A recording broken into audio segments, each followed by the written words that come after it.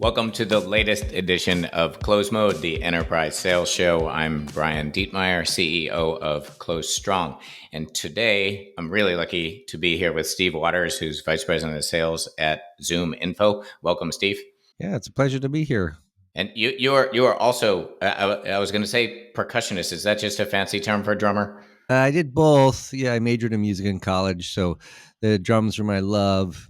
Actually, going all the way back to 5 is when I did musical kindergarten, and then piano, and then at 14 I picked up the drums because I was interested in the opposite sex, and not too many of them were interested in John Tesh or Elton John, and so yeah, I started playing the drum set, and then did all the opera and the concert band and all that stuff. But yeah, the drum set is the passion, and got a bachelor's degree that I only do on the weekends now. But yeah, it is one of my loves, and sales is another one. I remember a happy day in my life when I bought my stepson his, what do they call them, like the soft pad drums that only played in his ears.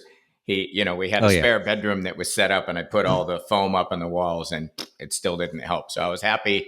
That was a Christmas present we bought ourselves. So when we IPO'd, I got the Roland V drums, like the nicest set you can get. So nice. yeah, I understand the same thing, and my wife was very appreciative. Yeah. Yes.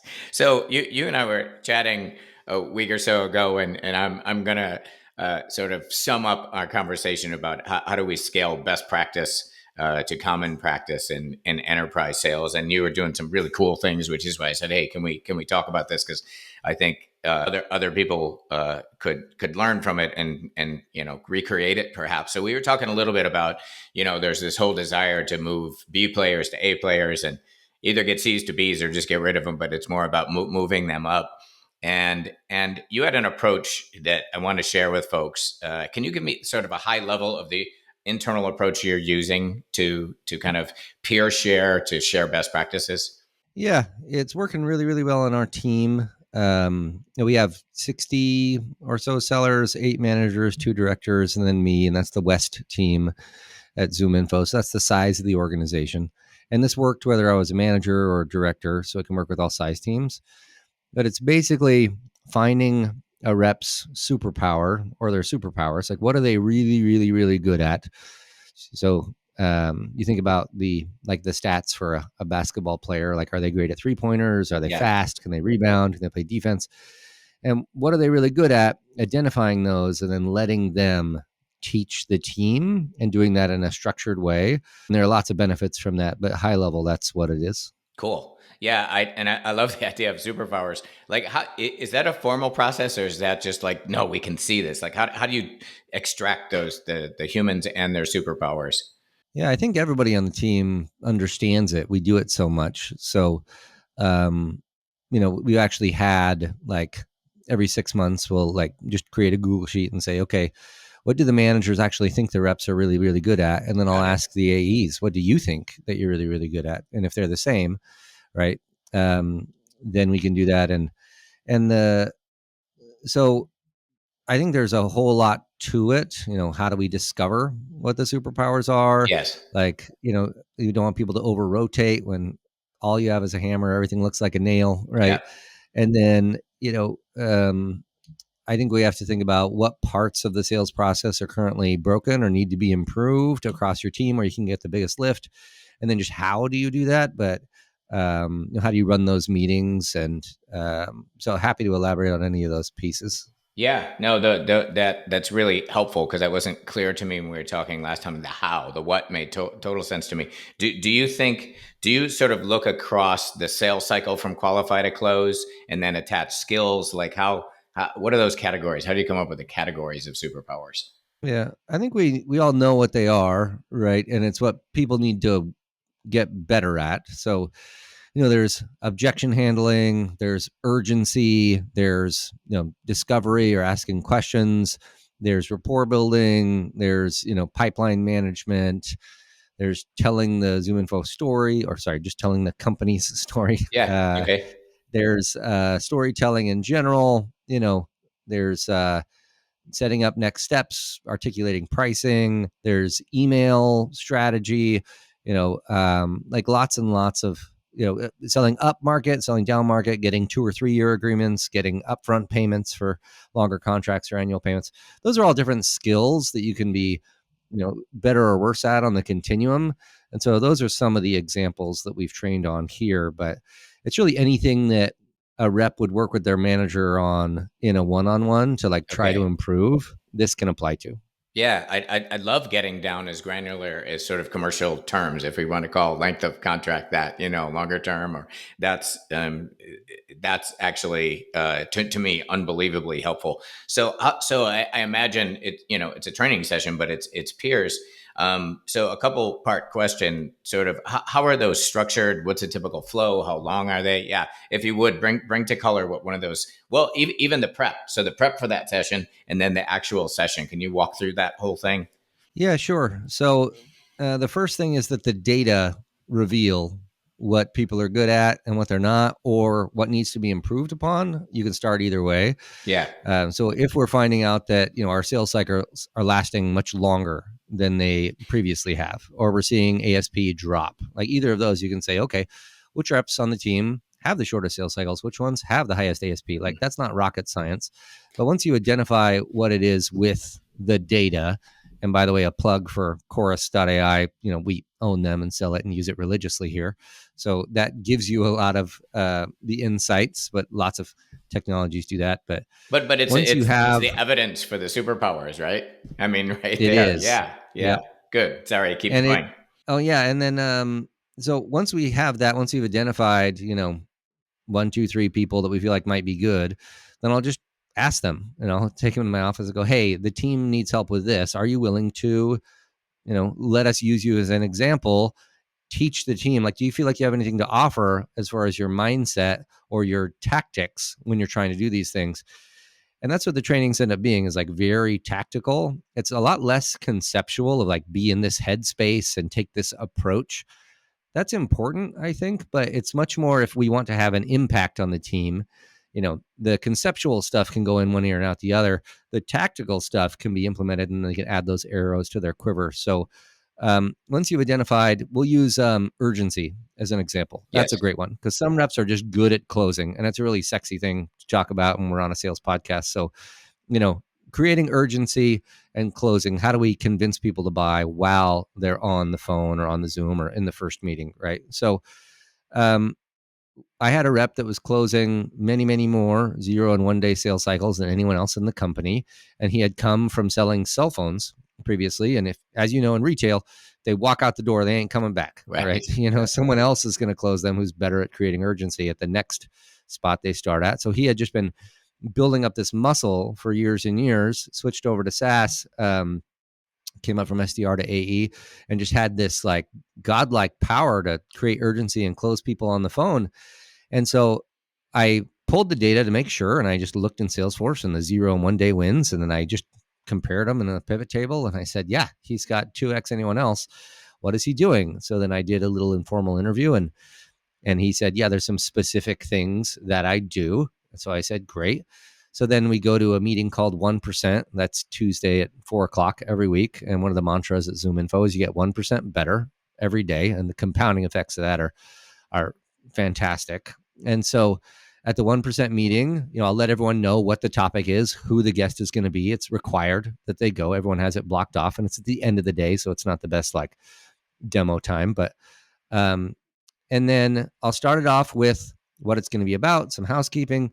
Then I will introduce the topic. I'll start with the data. So to say, look, this person knows what they're talking about. Here's them and here's everyone else. Like, look at the delta between them and everyone else.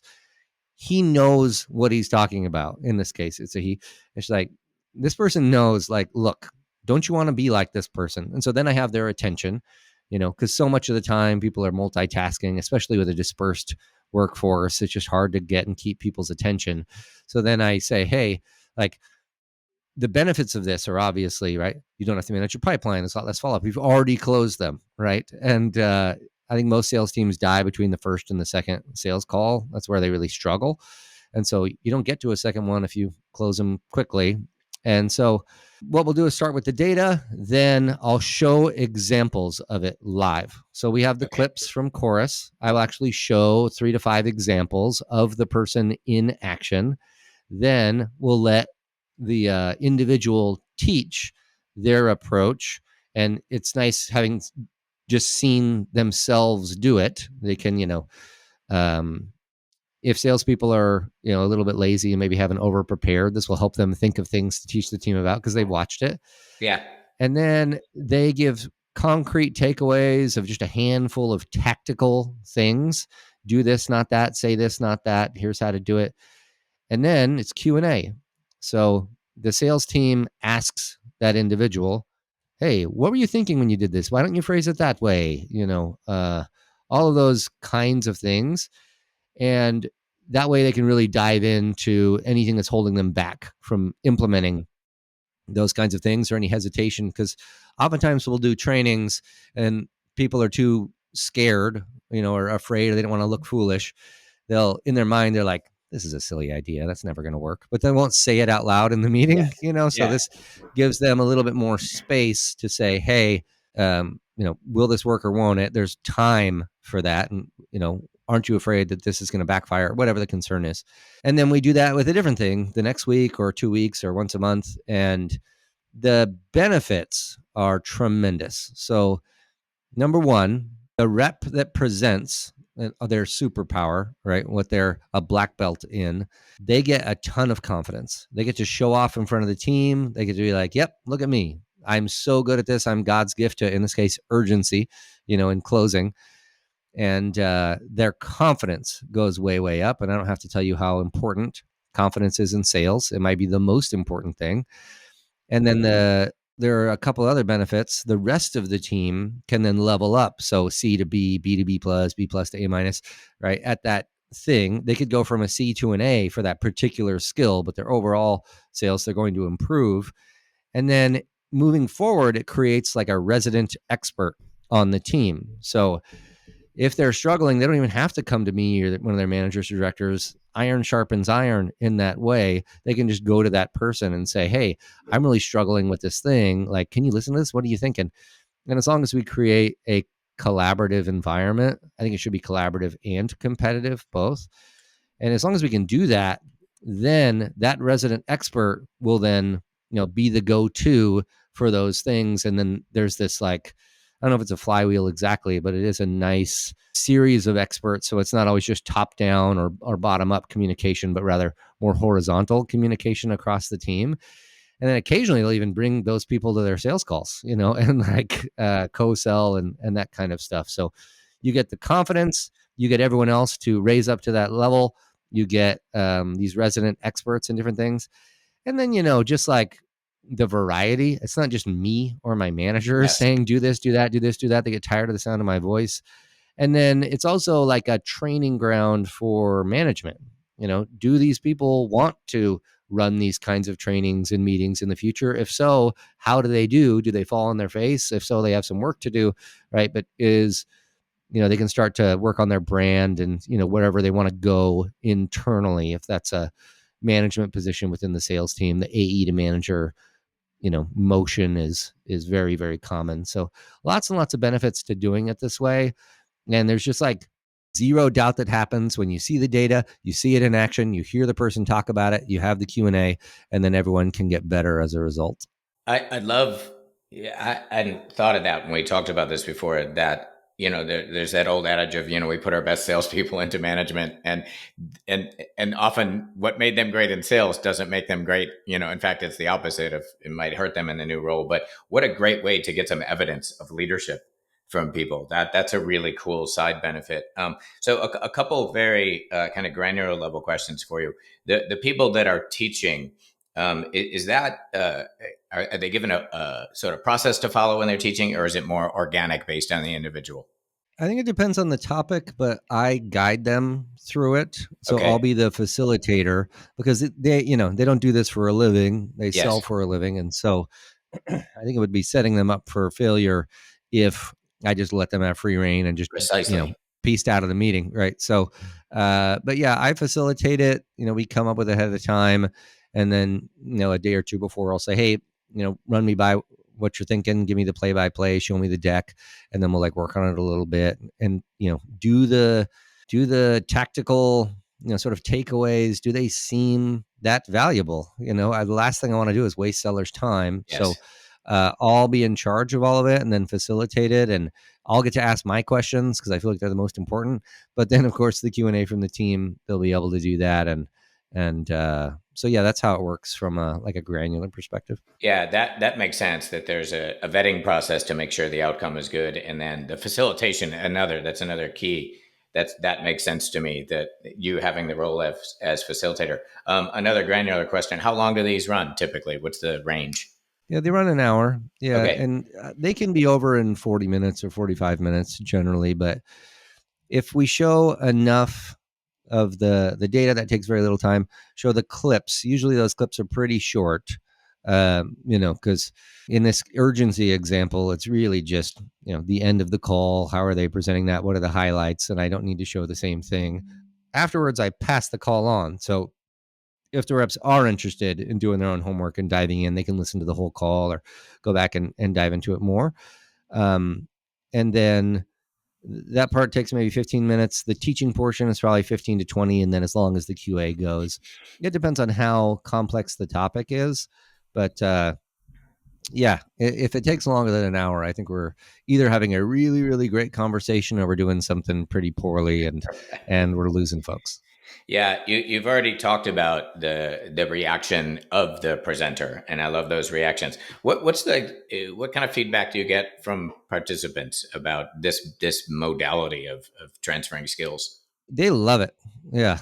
It's just like, it's usually the best sellers that are presenting, right? If it's someone who's struggling or on a pip, like, the worst thing that can happen. And this is why I lead with the data. This is, so it's undeniable. Yes. But we all had it where like maybe an average seller goes into management and they're going to be a great manager, but then there are people on their team that have outsold them previously. Like, why should I listen to this person? I'm Right. better. Right. And, salespeople, we don't have a shortage of ego. So, um, but yeah, the reaction is pretty slick because it's almost like seeing behind the curtains, like, Yeah. what is this person doing? They're so great. Like, how can I get into their mind, and like, how are you doing it? What are you thinking? Where is it at? Like, why did you do that? Help me understand it.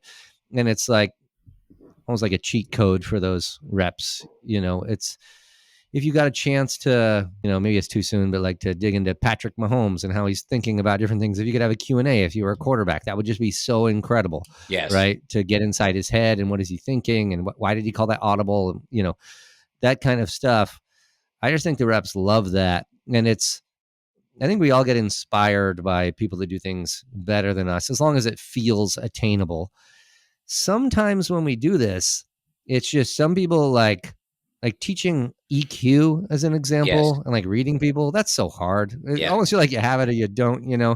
And so that's one that doesn't really make sense to do. You can try to teach it, but it's just like it's so it feels like you're either born with it or you're not. You can like You improve can it, yeah, but you can either read a room or you can't. I think there might be some yeah, truth there. and the reaction to a training about that would be like, yeah, not so good, right? So I think you got to pick and choose the topics and the superpowers, and then like the question should be: are there tactical takeaways? Are there turns of phrase? Are there responses? Are there specific techniques people can implement? And to use a musical analogy, like, are there certain licks that you can learn and then add to your playing? Right? Can I study this person's approach for an hour, take away 3, 4, 5 licks, and then implement that next time I'm performing with the band? Same kind of a thing. It would be like a guitar player interviewing BB King or John Mayer or someone. It's like not quite at that level, but they do look up to these individuals, so they react really, really, really well. Yeah, yeah, and I'm having the same reaction when you and I were just chatting about this before. That it's so contextual and so specific, and there's so much out there where people are sitting in a room and it's not that contextual, it's not that specific. I love that immediate application piece. Any landmines, any mistakes you've made along the way that other people should be aware of if they try to scale this great idea? Yeah. over rotating. When everything's a hammer and a nail. It's just like it's like I'm the urgency guy. All I do is close, and then they go to an enterprise deal where you can't close them quickly, right? Um, you know, that stuff is we have to keep it in check. So that's a big kind of an obstacle. It's just like, are they over rotating on this one thing because it becomes their personality? Now, if you keep doing these, they'll know that there are other aspects of sales that you do need to get really good at, and it's sort of like I'm always make the joke that it's like Mr. Potato Heading in together the best part. So like the Yes. eyes of this rep and the ears of that rep and the mouth of this one and the feet of that one. It's like how can you create a Mr. Potato Head Yeah. for that? Um, the reps will know that okay, there are other things that are really valuable. So um, I think all of that stuff's important. The others are like I think other landmines and obstacles are hearing from the same rep over and over and over and over. Like if, especially if you have a little bit of a smaller team, Yeah. you know, um, we have 270 AEs here, so there's always going to be people that are better. There's the best rep in the company, and there's a good delta between the best rep and the second best rep. He's just like a machine, but Right. there's also like there tends to be like, oh, we're hearing about this rep again. Oh, I Not get it. Susie He's again, perfect. please. Yeah. No, Yes, but not. Susie is Well, it would so be wonderful. Mr. Yeah, or Mrs. Potato Head, please. This is our perfect rep. yeah, I don't want to hear from Mrs. yes, Potato Head. yeah. They can't be perfect about every single thing, So, and then I think that otherwise it's pretty beneficial because if people don't want to do it, I'll go, hey, the data and everything's showing that you're really good at this thing. Would you want to teach the team about it? And they're like, Steve, I would rather you fire me. Like sometimes Right. that it's like I have I such get a it. like a fear of like I hate the sound of my own voice. I don't want to hear the chorus Yep. clips. I don't like to present. It just makes me so Yep. nervous. I'm never going to be in management. It's like, okay, yeah, you don't have to do that, right? Yeah. Um, and then yeah, perceived favorites, but as long as you look at the data, that's crystal clear, of just like, yes, this person is really, really, really good at that thing. Look, it's undeniable. And so that's a really valuable piece. So I think there's a lot less that goes wrong than goes right. Yes. One of the big advantage that I'll just identify is like, yes, we can bring in third party consultants and sales trainers, and some of them are incredible. And I've had great experiences with that. I've had not so good experiences with that. But what's great about this is like it's specific to the products and services and the company and the competitive landscape and the size of the deal and the length of the sales cycle and how technical it is. All of that is specific to your company. And so Yes. a great example of where that goes wrong is like negotiation. I think we've all sat through negotiation training and read books about negotiation, and it's just so theoretical. It's not Yes. tactical or practical. It's like you have to want it, but you can't want it too much. It's like, okay, that's an orientation. That's like a mindset, and that's good, and the Chris Voss stuff and Never Split the Difference. There's like valuable stuff in there for sure. His book is more tactical, Yeah. but if it's specific to like add this product, don't add that product, Yes. or give this as an incentive because of how our comp plan works, right? It's like there are specific things to your company, and if we can take those, then it will just be much more applicable, much more tactical, and then obviously get utilized to a much higher degree. So the risk of like bringing in a third party that doesn't hit the center of the bullseye in terms of what our team needs, that risk goes way down. It's basically no risk unless it's like they're like, oh well, Susie has the best territory, that's why she wins, or there's like some stuff like that. But I feel like the risk of that is just so much less than having a third party Yes. teach those specific things. I agree. And also, what occurs to me as you're talking through this is the investment, the actual financial investment, third party versus doing this all in house. I mean, this is maybe it's not free, but it certainly is a lot less than bringing in a third party. It's interesting. I have to go back, and I think you're probably aware of this. I started a consulting firm years ago with the vice chair of the Harvard Negotiation Project, and has written a bunch of books on it. And I have and done all kinds of primary research. And you hit on something that I feel so strongly about and agree with you. there's a negotiation book out there entitled The 53 Truths of Negotiating. 99 ways to win in negotiation, which are all very, very, very interesting, as you point out, and very difficult to scale. I do want to share one thing with you that maybe you can share with your team. Years ago, we conducted a large research project, and there was a couple of what I thought were throwaway questions, which is asking buyers in 19 countries over 2 years in all these different industries, what do you hear in that moment of truth from your buyers? Sellers, what are you hearing from the buyers when it knocks back on your heels? And my wife is a data scientist. I asked her to look through this data and say, is there any pattern to what happens in that moment of truth? And she came back and said, about 47% sits over here and about 50% sits over here. And I said, wait a minute. You are telling me that 97% of what the mean things that buyers said to sellers all over the world falls into two categories. And I made a huge Hudson mistake of saying that to a data scientist, by the way, that can't be right. I went back through and Yeah. I can't, and this has fundamentally changed my entire view on negotiation. I just want to share it with you and people who are listening. So here's what we found out. And every new customer back in my old company, we'd sign up, we'd survey the sales reps, say, what do you hear that kicks your butt? And it always fell in two camps. The two camps were the buyer would refer to his or her alternative. That could be, wait, Dan, you're here. Oops, Dan came here back. That's right. He'll edit that out. So what we found is that the buyers sort of tactics fell into these two categories. One was they would refer to his or her alternative, could be your competitor, could be do nothing, could be I'll build it myself. Then they would use that. They would try to commoditize you and then use that to get stuff from you, right? Concessions. The most common tactic globally was I can get the same thing from someone else cheaper. And I would encourage you, even with your sales team, like I'll bet, because we've done it with so many sales teams, the words are all different, but the two buckets we got to be ready for are we're going to be compared to that alternative.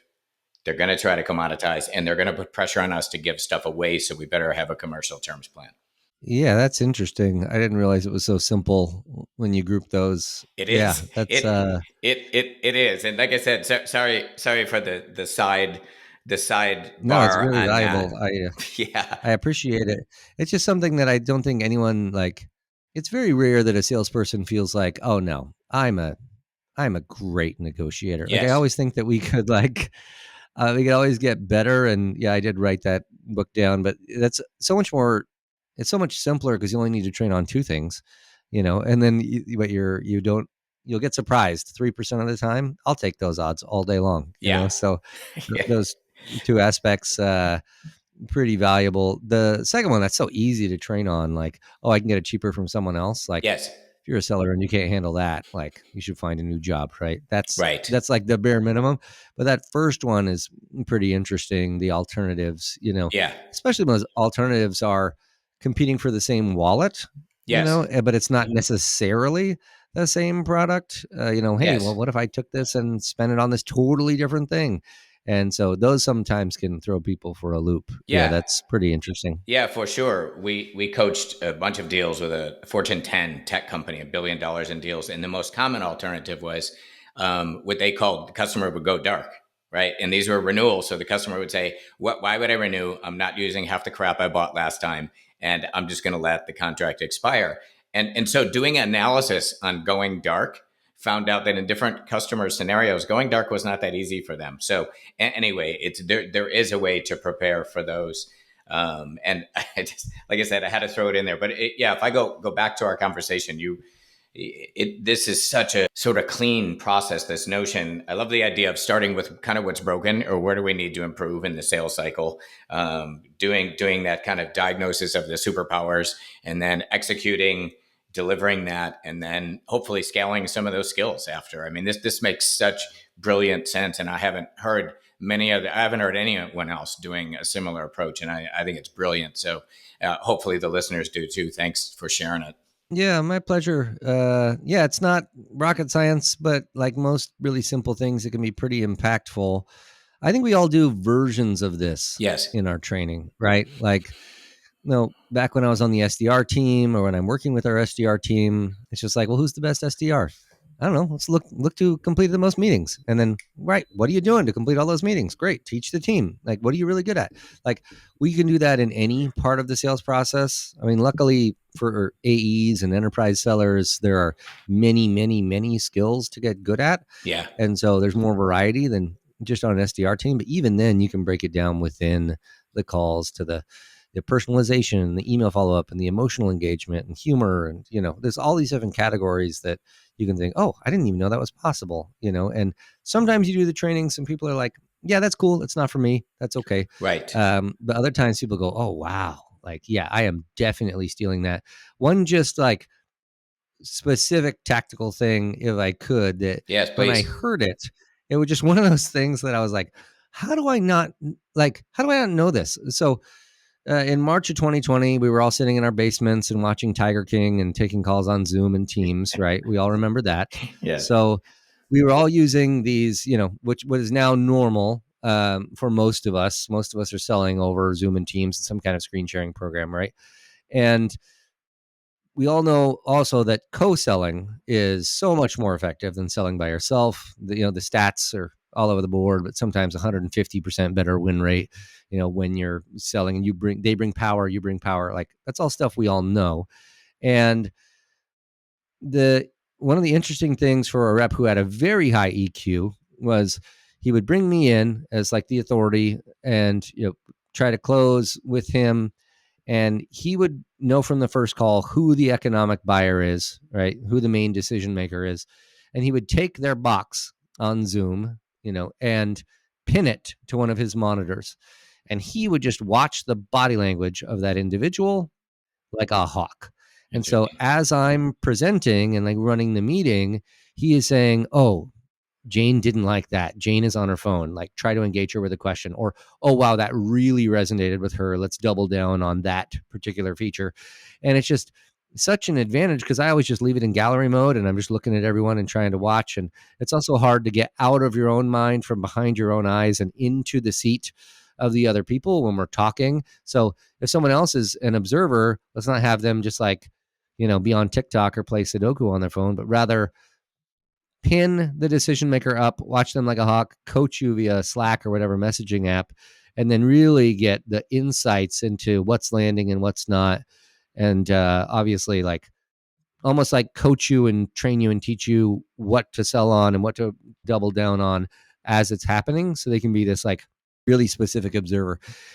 It almost doesn't matter what a lot of the other folks in the room are doing. We know who's going to make the decision. And so watching them like crazy, especially, there can be lots of stakeholders, but there's usually only one economic buyer or Yes. maybe just one other decision maker. So watching them, it's just like, why didn't I think of that? That's so obvious. Like, Right. I'm not giving everyone gets equal space in the gallery, but they don't have equal input, So why don't I prioritize the ones that make sense? And once we started doing that, and then getting our rhythm, it was just, we'd close like every single call we got on, and then we'd get a streak going, and we didn't want to break the streak. And, so just one tactical thing, since most of us are selling in a dispersed way, pin the decision maker up to the monitor, watch them like a hawk, and then coach each other as we're going through. And that's just such a better sales experience for them and for us.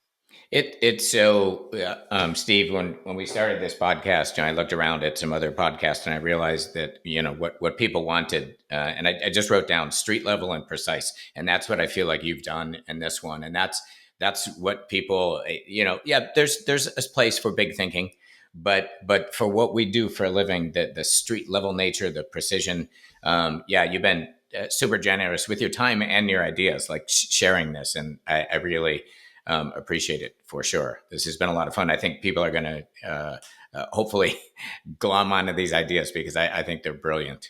Yeah, and happy to share. There's enough of the pie for everybody, and as sellers, we get a bad rap, and yet we are just great communicators.